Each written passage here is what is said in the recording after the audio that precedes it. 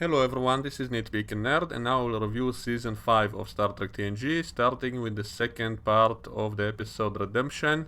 And part 1 ended on that strange cliffhanger of Tasha Yar reappearing as a Romulan leader, which was a shocking ending, and I discussed all of that in my previous review, so I won't repeat all of that, but in the beginning of this episode, in part 2, it starts out with Worf's brother taking a bird of prey and flying toward the sun and preparing to go to warp.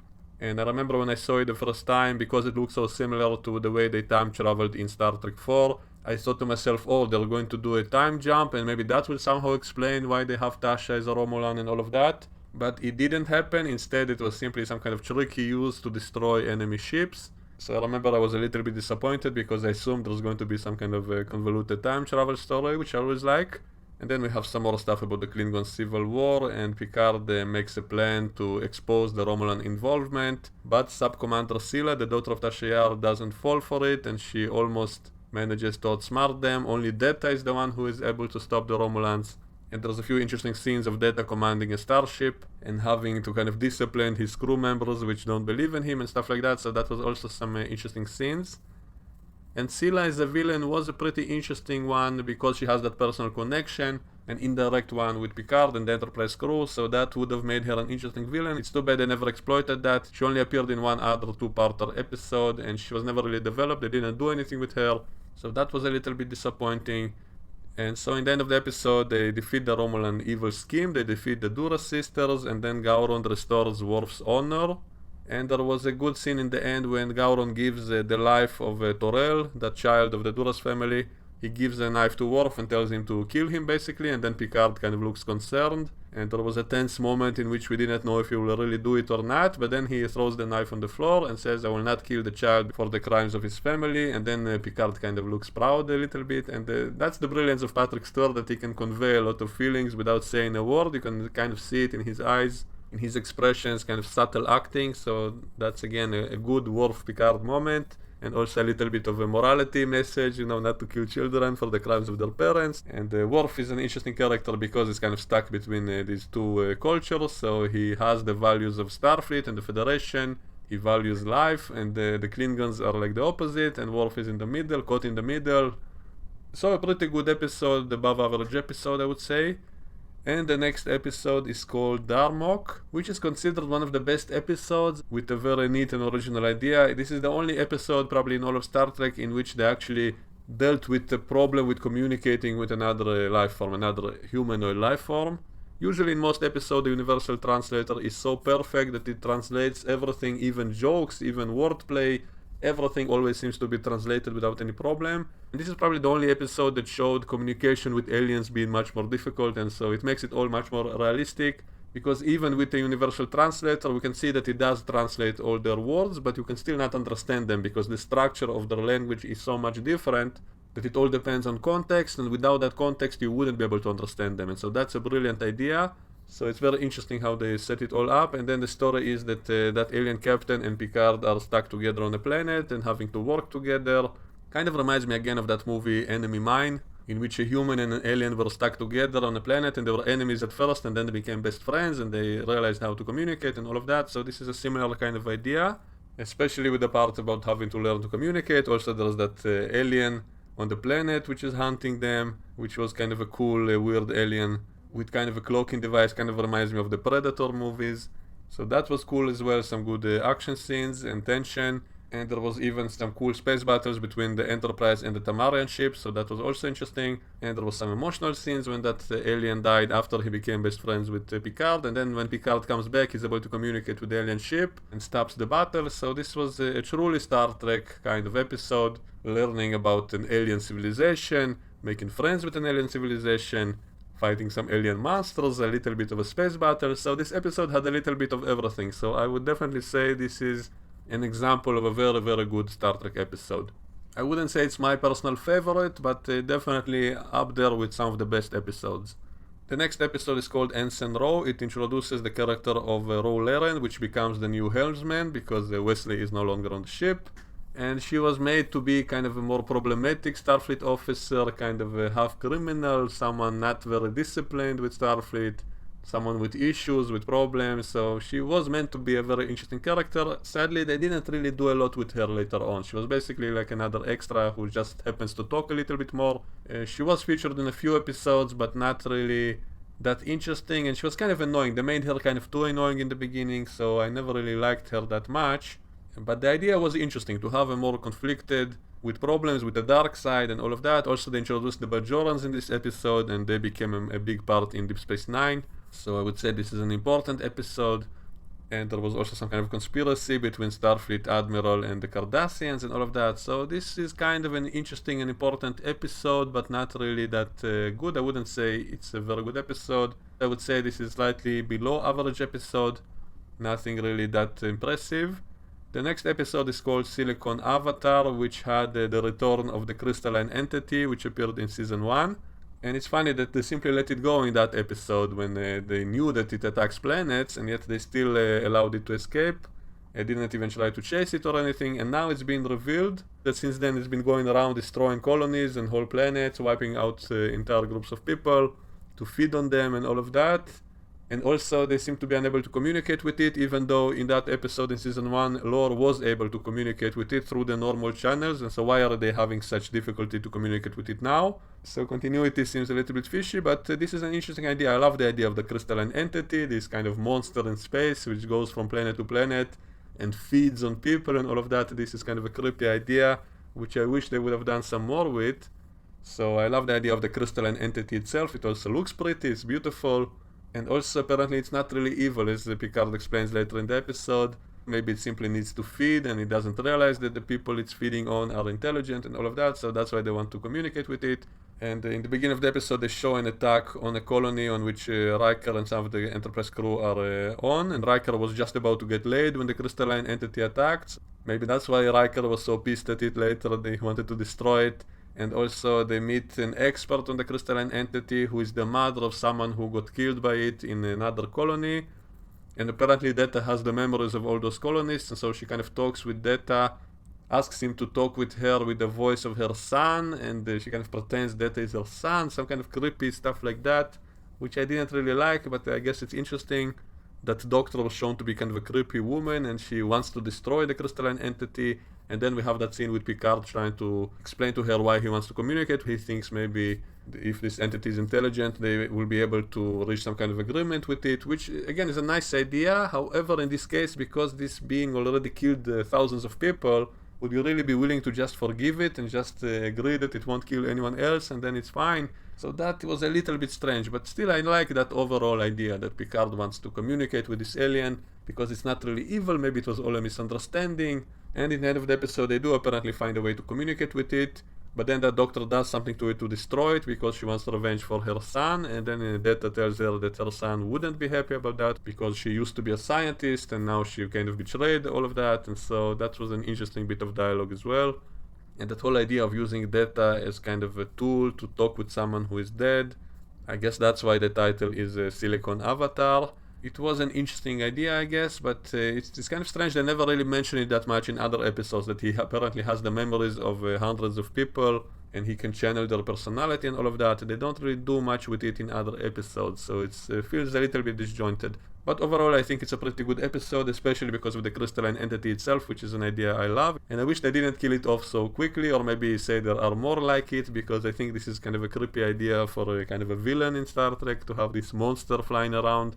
It could have been a good recurring villain.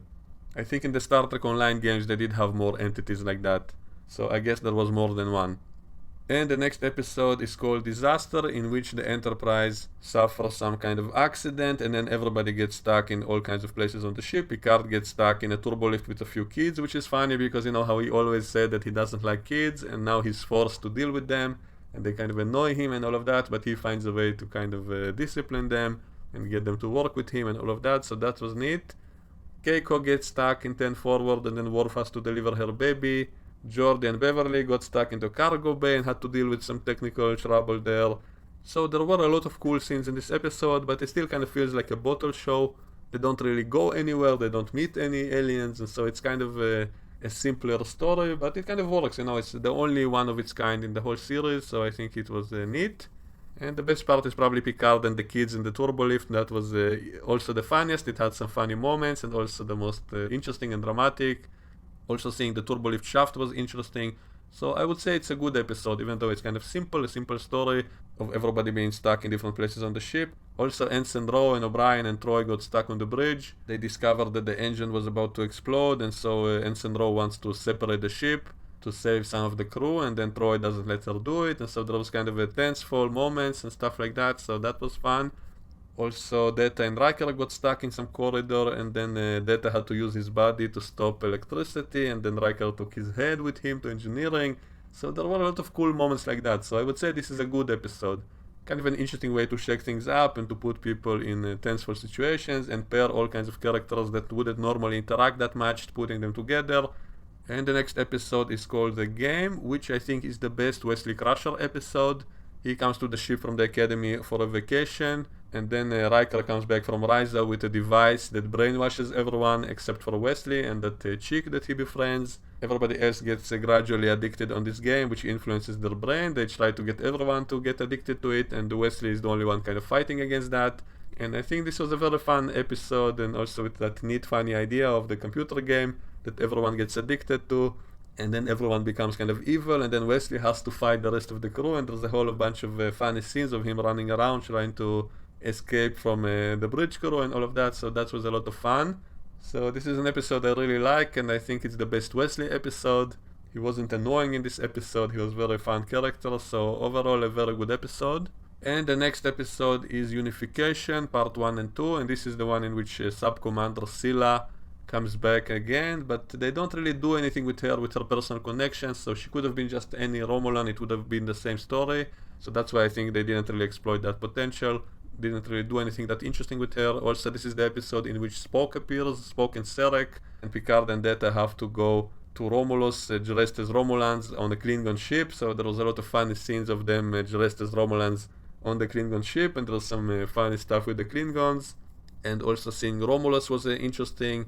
And also the Enterprise investigates a conspiracy about some stolen ships, which in part 2 it's revealed that it was all part of a Romulan ploy to try to send their army to Vulcan while pretending it's some kind of peace mission, using Spock to confuse them, I guess. It was a little bit fishy how they said that they were planning to take over all of Vulcan, but they only had those 3 small ships with a few thousand soldiers, and they were planning to take over Vulcan with that. But I made a whole video just on that topic a few months ago, in which I tried to explain it. I tried to talk about what else they were going to do to try to make it all work, and so that was only like one element of their invasion plan, but it all depended on that. So I made a whole video to try to excuse away that part in which they said how many soldiers they had, which was kind of ridiculous. But other than that, I think this was a pretty good 2-parter. All the stuff with Picard and Data as Romulans was fun, the stuff with the Klingons was funny, Spock was cool to see again, the Romulan plot was interesting, all those parts with Riker investigating the stolen ships and his interaction with that Ferengi was funny, and that woman with 4 arms was playing on the piano, so there's a lot of very good moments, so a pretty good 2-parter with a lot of fun stuff. Too bad only that Scylla didn't really become that interesting of a villain. She was just there, but she could have been any other Romulan and it wouldn't really matter that much. And the next episode is called A Matter of Time, which is a very, very good episode. It was about that guy who claims he's from the future, and I forget the name of the actor, but he was in a lot of comedy movies. He was kind of a funny guy. Kind of reminds me of Jim Carrey in the way he talks and expresses himself and all of that. Pretty funny actor. I remember him mostly from Honey, I Shrunk the Kids. And so he was a funny character here, pretending that he's from the future and actually stealing devices because he's actually from the past, and he plans to go back to the past to sell those devices because he stole a time machine from someone in the future who visited his time. He's from the 22nd century. And also at the same time the Enterprise tries to save some planet, and there's like a risky way to save it, which is like 50-50. They might destroy the whole planet, and so Picard tries to consult with this guy to get him to help him out with this decision. And so that was also an interesting debate between them about all of that, about time travel and history and all of that. So overall, I fondly remember this episode as a pretty good, solid episode with a lot of funny moments. The next episode is called New Ground, which is about Worf's son, who is having all kinds of discipline problems, and Worf having to deal with them. And at the same time, they're helping out some planet which is developing a different way of faster than light travel, a soliton wave, which of course disappeared from continuity and was never mentioned again in any other episode, which is disappointing. They always introduce some kind of new technology and then forget about it. But most of the episode was about Worf trying to deal with Alexander, who is a problem child and all of that. Not very interesting, nothing really memorable or inspiring, so I would say it's a below average episode. It had some good moments, but nothing really that impressive. And the next episode is called Hero Worship, and this was a very good and funny episode. It was about Data saved some kid on some other ship, and then that kid becomes attached to him. He wants to be like him. He pretends that he's an android as well. He lost his parents, so Troy says that that's his way to cope with that loss, that he pretends that he's an android without emotions, and so they let him do it. And so for a while it was a very funny segment of this episode when that kid basically pretends to be like Data, and he's doing an imitation of Data, and he played it really well, and that was really funny. And also there were a lot of good Data moments, especially toward the end when he explains to the kid why it's not good to be an android, and he says that because he has no emotions, even though he doesn't feel bad, but he also doesn't feel good, he's never happy, he cannot take pride in his achievements, he cannot enjoy anything, and so he kind of convinces the kid why it's not a good idea to be an android. And also it's kind of sad because we love Data as a character, and so seeing him kind of being open about the fact that he's not happy, basically, that was kind of sad. That was a glimpse into Data's thoughts about himself, and he says, I cannot even really taste my dessert. And so Brent Spiner is great, as always. He makes the character really lovable, and really kind of we feel for him, and so that was great as well. So a very good episode in my opinion. Also there was that whole plot of them getting stuck in some nebula and having to figure out what happened to that other ship, and that's why they had to confront the kid to tell them what really happened on the ship. And then it turns out he felt guilty because he thought he caused the disaster that killed his parents. So there was a lot of good scenes, and that kid actor played really well, especially all those imitations of Data were spot on, very well done, very funny. And all those episodes in which Data becomes friends with some kid, they're always very kind of emotional. It's always because Data is in many ways like a kid himself. He's very innocent. He also asks the same kind of questions like little children ask their parents about life and all of that. So he's kind of like a child himself. So all those episodes in which he befriends children, they always kind of work well. And so that's a very nice episode. The next episode is called Violations, which is basically about rape, because Troy was molested telepathically by those one of those aliens who are telepathic, who come to the ship, and that's obviously an allegory to rape. And after that she's in a coma, so it's obviously kind of a metaphor to being raped or molested or abused. And then the same alien who did that keeps doing that to other members of the crew. And I can't say it's a good episode because it was unpleasant to watch. Like, we have all these weird scenes of people getting mentally attacked and raped in their mind, and they see all kinds of strange, weird, creepy stuff happening, and the way that it's shot and filmed, it's really kind of unpleasant to look at. And so I can't really say I enjoy watching this episode. It's kind of disturbing. I guess it's an important topic to debate, but it's not really a fun episode. It's kind of a disturbing episode, even visually, the way they filmed everything. And they did have that clever twist in which they made it look as if that father of that guy was the bad guy, but then it was that guy who seemed nice at first. He was the one who was the abuser. So that was a nice twist, I guess. So it's not a bad episode, but not one I enjoy that much. The next episode is called The Masterpiece Society, in which they encounter a colony which is made up of genetically engineered people who think they are perfect. They have what they think is the perfect society, and then because they have to save that planet, then they have to let them in, and then they mingle with the crew. And then one of the scientist ladies wants to live with the Enterprise. She doesn't want to stay on that colony. And there were interesting moments with her and Geordi, because Geordi says that he would never be born on that colony because he had that defect of being blind. But because he was being blind, that's why they developed the visor technology, which helped save their planet in the end. So that was kind of ironic that a technology that existed because of some flaw or defect in humans ended up being helpful. And so that's kind of a good message, that people who are disabled are not really a burden to society, and they can still contribute, just as Geordi contributes to society because he's still a good engineer and he overcame his disability with technology. And so that's a good message that this episode explored. And the whole topic of genetic engineering, it was kind of touched upon. Picard made kind of a little speech why it's not a good idea, but it's strange they never mentioned it being illegal, as was said later in Deep Space Nine. They never said anything about that. All those people who wanted to leave the colony, no one ever told them, you know, you would be illegal, you couldn't join Starfleet because Starfleet is against genetic engineering. No one ever said anything like that. And it kind of reminds me of that episode about the Darwin station on which they engineered the children with power and all of that, and no one ever said that it's forbidden. So they kind of made that up in Deep Space Nine later, that it's illegal to do genetic engineering. So it was never stated here, even though Picard did say that kind of he doesn't approve of it kind of morally. And Geordi says that he wouldn't have existed if that kind of practice of eliminating people with defects when they are still a single cell, if that would be the case in the Federation, then he would never exist. So that was probably the best moment in the episode when Geordi had that little speech. It was also a good opportunity to talk about this topic of him being disabled and how he can still contribute to the rest of society. So that was a good message in this episode. But overall, I would say it's kind of a weak episode, nothing really that good. There was that love story with Troy and that guy from the planet. I never liked any of Troy's love stories. It's always kind of crappy. It's always kind of boring. Like that episode The Price. It's always kind of a soap opera, which I don't enjoy that much. So I would say it's kind of below average episode.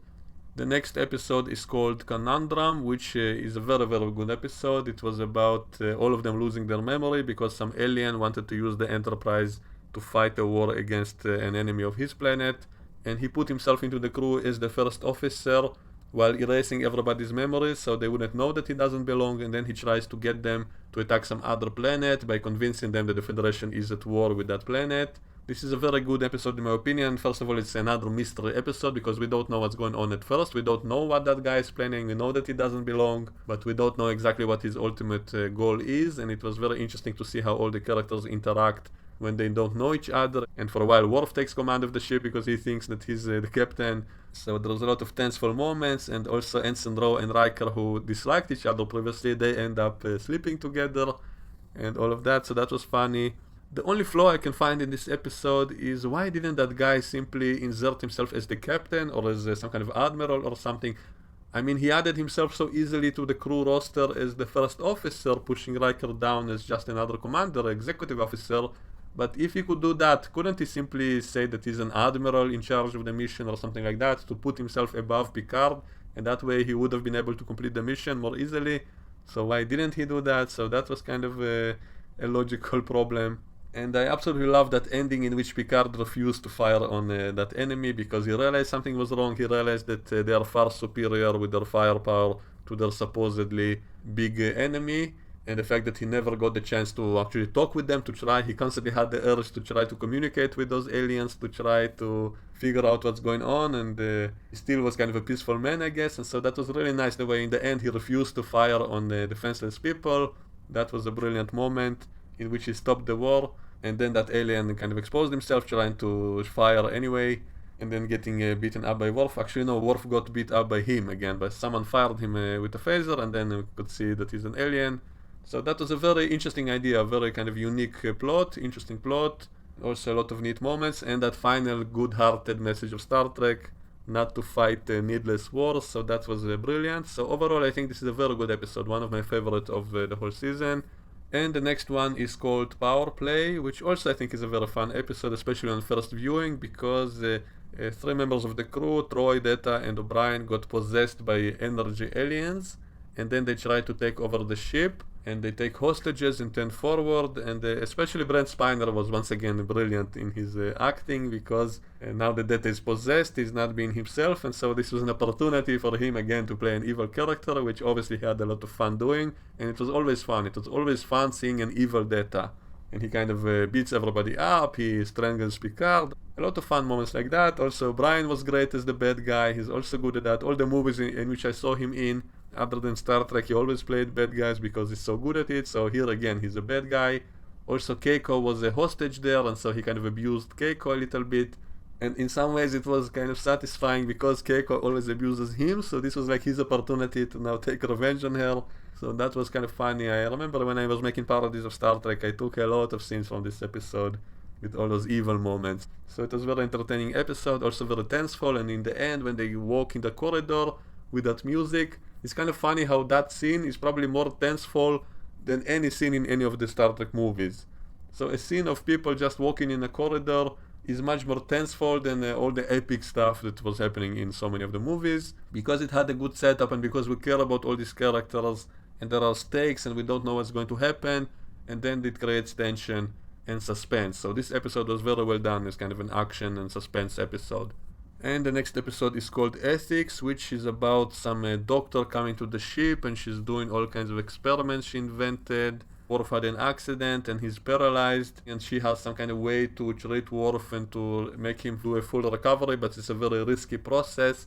Also, they show that doctor is constantly doing all kinds of experiments on her patients and stuff like that, but she's doing it for the greater good because she thinks it will help save other people. And in a way, I kind of agree with her. In a way, I think maybe what she's doing is a good thing, and so they had that kind of conflict between her and Dr. Crusher. You know what I think would have made this episode much, much better? If that doctor was actually Dr. Pulaski from season 2, that would have made this episode brilliant. It would also be an opportunity to see Pulaski again, and having her interact with Dr. Crusher, that's something kind of fun. I also did that in one of my parody edits one time, because I always thought that would be a cool idea, and Pulaski was always kind of a little bit annoying character, so she would fit right into this role. I guess maybe they didn't want to do that because this is kind of a too negative role, because this woman is kind of doing necessary evil and stuff, and Pulaski was never that evil, so maybe they didn't want to ruin Pulaski, or simply couldn't get the actress. I still think it would have been brilliant to have it be Pulaski in a recurring role, and also maybe to do the whole debate between the two doctors, to make it all in the gray area in which we wouldn't really know what's the right answer. I think that would have been more interesting, because in this episode they kind of set it up as that woman being evil, only caring about promoting her research, sacrificing patients for that and stuff like that. So they kind of made her too evil. I think maybe that was a mistake. I think it would be more interesting to put her on the gray side, but not too much, and maybe that way we can debate maybe what she's doing is actually the right thing to do. She did end up saving Worf in the end, so we can still talk about that, we can still argue that. And I always love all the morality questions, all those moral debates.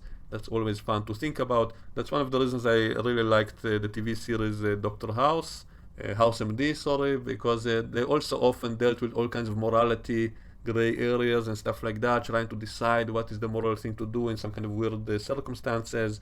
And that's always very fun to think about and debate about. So this was an opportunity to do something like that, but they did it kind of a little bit one-sided. But I still like the attempt. I still like the fact that it was about something that we can debate about and talk about. But other than that, I can't really say it's a good episode. It was all about Worf brooding as that invalid, and he wants to kill himself, he wants someone to kill him, all that Klingon nonsense and all of that. So I say it's an average episode, nothing really that good.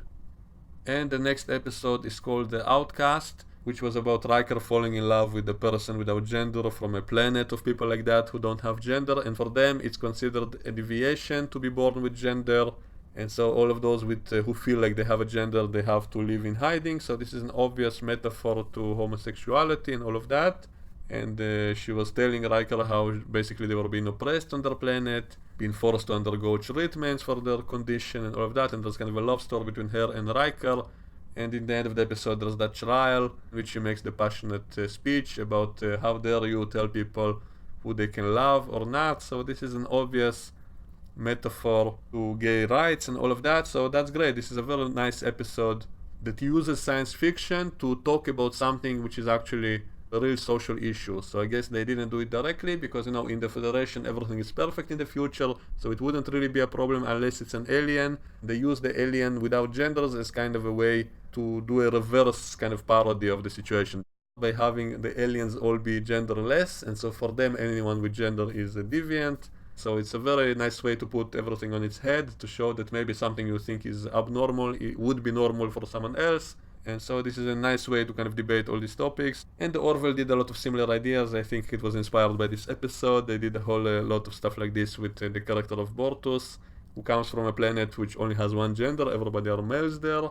And they had a few episodes which are very similar to this one. They kind of toyed with that idea as well. So I think this is a good episode overall. Slightly above average, I would say, because it dealt with an important topic in a clever way, so that's why I put it above average. And the next episode is called Cause and Effect, and I remember I loved this episode when I first saw it, because once again it was so bizarre and you don't know what's going on at first. Only in the end of the episode you understand what was happening, and you see the Enterprise blowing up again and again, and everything repeats itself. Only people start to gradually remember, they feel deja vu, they feel they've done that before, even though it was never really explained how they are able to do that, why are they still remembering everything. And then the ship kept exploding in the end, after colliding with another ship, and in the end of the episode they managed to avoid that collision, and then they come out of this time loop. and the other ship that collided with them was stuck in that loop for decades apparently. So this was an interesting idea. Also, it was imitated in a lot of other science fiction series, and this was a very, very good episode the first time I saw it. It loses a little bit on a rewatch when it's no longer a mystery, you know what's going on, and also because so many scenes keep repeating themselves, it kind of feels repetitive, and so this is not an episode I would rewatch that often, because it's basically made of a few scenes which keep repeating itself. So I wouldn't say this episode has a lot of rewatchability, so I can't really say it's a great episode, but the first viewing of it was excellent. I remember it is something very exciting, very mysterious, really draws you in, you're really interesting to know what's going on, and that's the kind of episode I always loved in this show, and it's one of those factors which made this show the best Star Trek show in my opinion. So this is another example of a mystery episode. So I would say it's a very, very good episode, also with some funny scenes when they play poker and stuff like that, and how it was affected by the fact that they start to remember the previous loops and all of that. So a very fun episode overall. And the next episode is called The First Duty, which is once again about Wesley Crusher in the academy, and it turns out he was involved in kind of a conspiracy with other students. They accidentally killed one other student during a training session. They try to cover it up, and Wesley feels guilty about that, and then Picard has to lecture him to tell the truth and all of that. So it had a whole bunch of good scenes. It also had some nice new locations. Seeing Starfleet Academy was cool, even though it looks exactly like the Edo planet from season 1, so that's a little bit of a continuity problem. I made a whole video about that as well once, to try to make up excuses for that. And Boothby was an interesting character, so this was a very different kind of episode, all taking place mostly in the Academy. And that whole story about Wesley was interesting, but nothing really that impressive, and it's not really a science fiction story, so I can't really give it high points. I do give it high points for that final showdown with Picard, when Picard basically forces Wesley to admit the truth to that committee, and he kind of lectures him about the value of truth and why you should always tell the truth as a Starfleet officer and all of that. So that was a great speech, and Picard was always brilliant in those kinds of scenes, and so that elevates this episode to slightly above average, I would say. Also in this episode we see the actor who later played Tom Paris, and he's basically a very similar character. Maybe they should have simply make it the same character. That would have fit continuity much better. It would tie Voyager better with this show. I think the only reason they changed his name because they didn't want to pay royalties to the author of this episode, because he invented the character, so that was the only reason they changed the character name to someone else, but it was basically the same character.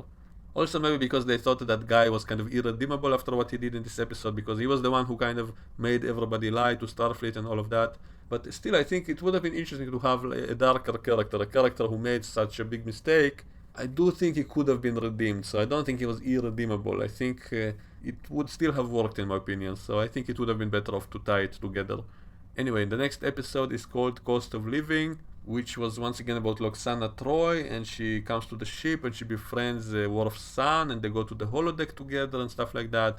And meanwhile there are all kinds of technical problems on the ship, and there was that funny scene in the end in which Loxana was supposed to marry some alien, but then she decided not to, and she came naked there, and then he got offended and ran away. So there were some funny moments, but overall I would say it's a below average episode. Nothing really that memorable, nothing that interesting, so I would put it below average. And the next episode is called The Perfect Mate, which I think was heavily inspired by an episode of the original series in which Kirk had to deliver some woman to be married on some other planet, and then he fell in love with that woman, and so it was difficult for him to carry out his duties. So it's the same idea here. Picard has to deliver this woman to be married in an arranged marriage, but they end up falling in love with each other.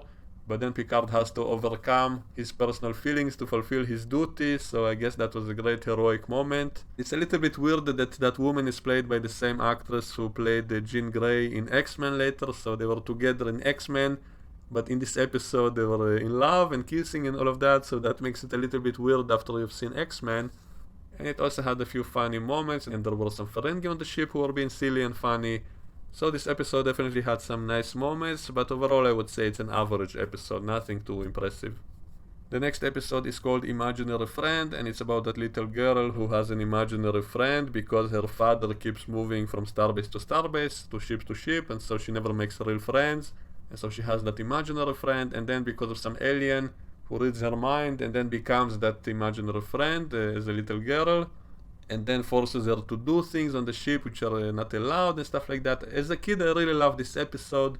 As an adult, I don't find it as interesting, but I still would say it's a good episode with a lot of cute moments and some funny moments, and so it's still very entertaining.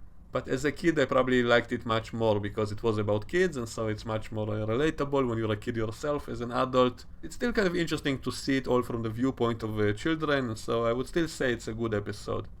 Slightly above average in my opinion, but nothing really amazing or especially memorable. And the next episode is called I, Borg, which I remember was a very disappointing episode when I first saw it because it came right after all those epic episodes about the Borg as that huge villain, unstoppable force and all of that, so they were a scary villain, and suddenly this episode kind of humanizes the Borg because they find this Borg drone and then they get to know him and then they show that he's actually a nice guy, and the Borg never really show up as a big threat from the outside.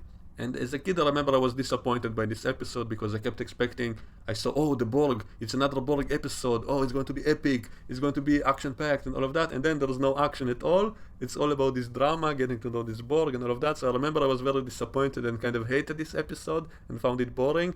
But in retrospect, I actually love this episode because it's about something. It's not just about the action, it's about dealing with the enemy. They basically humanize one of the enemy which Picard hated, Picard specifically because he was abused by the Borg, and so at first he wants to use this Borg drone to destroy all of his race, to destroy all the Borg, but then Guinan talks some sense into him, and then he talks with this Borg, and he realizes that he's no longer a part of a collective, that he starts to become an individual again. He's basically becoming liberated from the Borg, and so it's not okay to destroy all of the Borg if they can be liberated like this, as he himself was also liberated. So that means you cannot simply destroy all of them. You cannot kill each of them because they are real people. And so this is an important morality lesson here in this episode. And so that's why I now view this episode as a very good and brilliant episode, because it deals with all these topics. And they have that scene at the table in which they discuss all of that. Is it okay to kill civilians in war? And at first Picard thinks that's okay in this situation because they're all part of the collective. They're like one entity. But then after they get to know this one drone and figure out he's not evil in any way, that he's a nice, normal person now, then it's not okay to kill him or to kill the rest of his species. And then Picard decides that it wouldn't be moral to do that, even though that poses a huge threat to the whole Federation and to their freedom. He still wouldn't commit genocide, and so this is a very good lesson in this episode. And also I love the character of Hugh. I think the actor was really good. There was that scene of him kind of being emotional when Picard pretends to be Locutus and tells him that all those who resist must die and Geordi must die, and then you can see that Hugh became friends with Geordi and he's kind of emotional. He says, no, Geordi must not die, Geordi is a friend. I remember that line kind of gave me goosebumps when I saw that. Kind of really emotional, really good acting. Hugh was a very cute character, and by the way, he's going to come back in the new Picard show. And that's great news because I always wanted more of him. I always loved his character. I always thought they should bring him back somehow to do something more with him. He did come back in one other episode in season 7, but they didn't really do that much with him. So I always thought he should be more prominent character. He's basically like the prototype of 7 of 9 idea. You know, 7 of 9 also was liberated from the Borg and had to learn to become human again. But Hugh is the prototype of that same idea. Also, it's interesting that they treat him as if he wasn't a person before, as if he was always a Borg. But if the Borg are assimilating other people, then doesn't that mean that maybe he has a family, maybe he has a past? They never really go into that. So it's as if they still go by that original idea of the Borg, in which they were reproducing themselves, they had babies and they didn't assimilate other people. That's the way they seem to imply in this episode, that he was always a Borg, and that they never mention the fact that maybe he had the past life and he had his memories erased. They never say any of that. Also, it's a little bit weird how they say that they will send him back with his memories from his new experiences, and that will somehow transfer those memories to the rest of the collective. But you know, Picard was assimilated and they kept all his memories, so why didn't that do it then? Why didn't Picard make the Borg appreciate individualism back when they assimilated him with all his memories? I guess the way they normally do it is that they erase the memories of any person they assimilate, and this way it won't infect them with that. But again, there's a contradiction because sometimes they said the Borg learn about other species by assimilating them. So that means they do preserve the knowledge that they assimilate from the individuals. So it's a little bit strange. Why would the Borg re-assimilating Hugh be such a big problem for the Borg? That's a little bit fishy, and also it makes the Borg weaker again, and that's a little bit of a problem, once again weakening the Borg, because you know, only in the first 2 appearances of the Borg they were really awesome and scary villains, because right after that they kept kind of weakening them. Oh, so it's also easy to trick the Borg. You can trick them into falling asleep and to commit self-destruct. You can send one of the drones back and then it disrupts their whole ship. You can introduce a virus to them and destroy all of them. So all kinds of ideas like that, which made the Borg seem much weaker as a villain, and that's a big problem, especially later on in Voyager, in which the Borg were not scared at all anymore. And it started from TNG, from all these episodes, which had the good idea of humanizing the enemy, but it also made the Borg seem kind of weak. But that only happened in the next time they appear. In this episode, they don't really tell us what exactly happened after he came back, so we can think anything could have happened, and we don't know. So this episode by itself, I would say, is a very, very good episode. It's one which I remember as a kid thinking is a boring one, but now I think it's a very interesting one because it's about something. It has a morality lesson to it, with some good acting, a lot of emotional moments, and so it's a very good episode. And the next one is called The Next Phase, which is about Geordi and Ensign Ro becoming invisible, and they think they are now ghosts and they are able to pass through walls and all of that. And then in the end it turns out they've been cloaked by some Romulan experiment, and Ro-Laren is sure that they are dead, and then they find out that other Romulan also on the ship.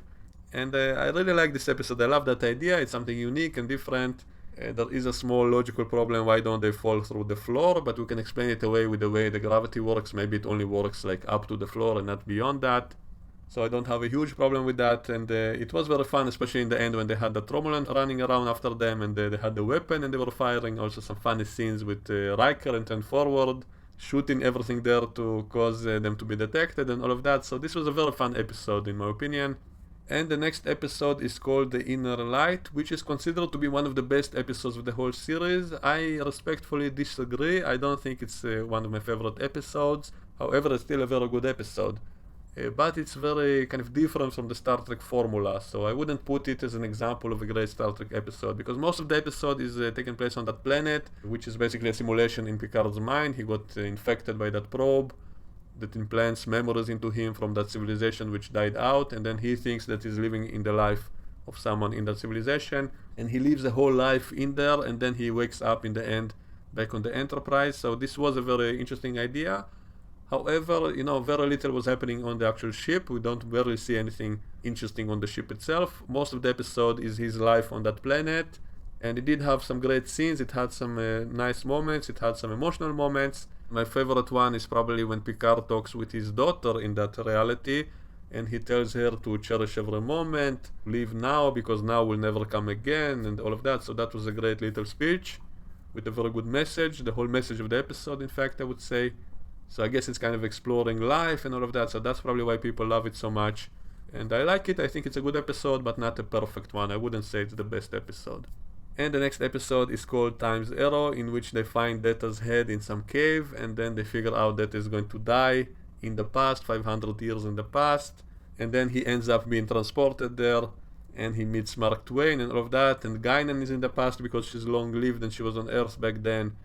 So this was a very, very good episode, and I'll elaborate on it in my next review, because I don't want to split up all these two-parters. I'd rather talk about them together. And I think Time's Arrow was probably one of the best time travel episodes of the whole series, maybe of the whole franchise, and I'll discuss that in length in my next video. So I hope you enjoyed this one. Let me know what you think about it, and we can talk about it in the comment section below, and I will see you all next time. Bye bye.